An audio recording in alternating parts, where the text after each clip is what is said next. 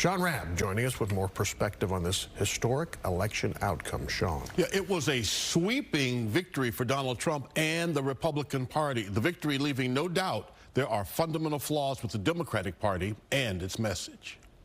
The outcome of this election is not what we wanted. For Kamala Harris and Democrats, President-elect Donald Trump's decisive win means her party has to regroup politically.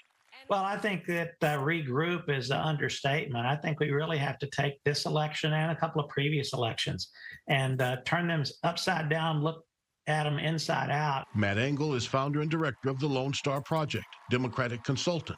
What went wrong?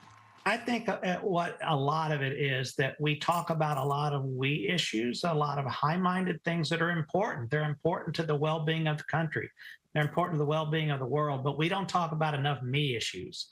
About how people are going to make their next car payment, their next house payment, about the frustrations they have. We're going to have a great 4 years. That disconnect translated to a Republican winning the popular vote in a presidential election for the first time in 20 years.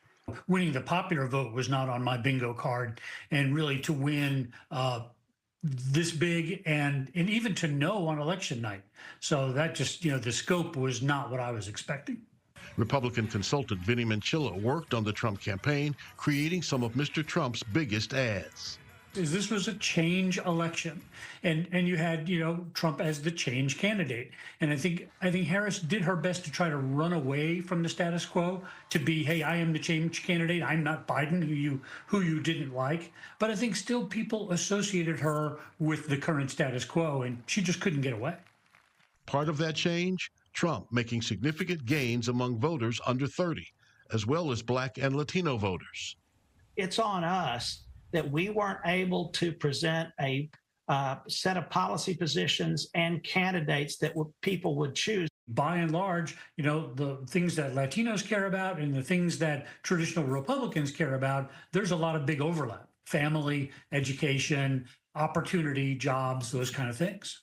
Now, the party of Trump and the party that hoped Harris was the answer are talking about the future in different ways. We're going to talk about economy. We're going to talk about immigration. I think there's going to be opportunities to, do more on the Supreme Court. So this is an important election. And Democrats have to do a better job of letting the public see that our leaders are better than their leaders. And of course, that didn't happen this election cycle. Democrats know they have their work cut out for them.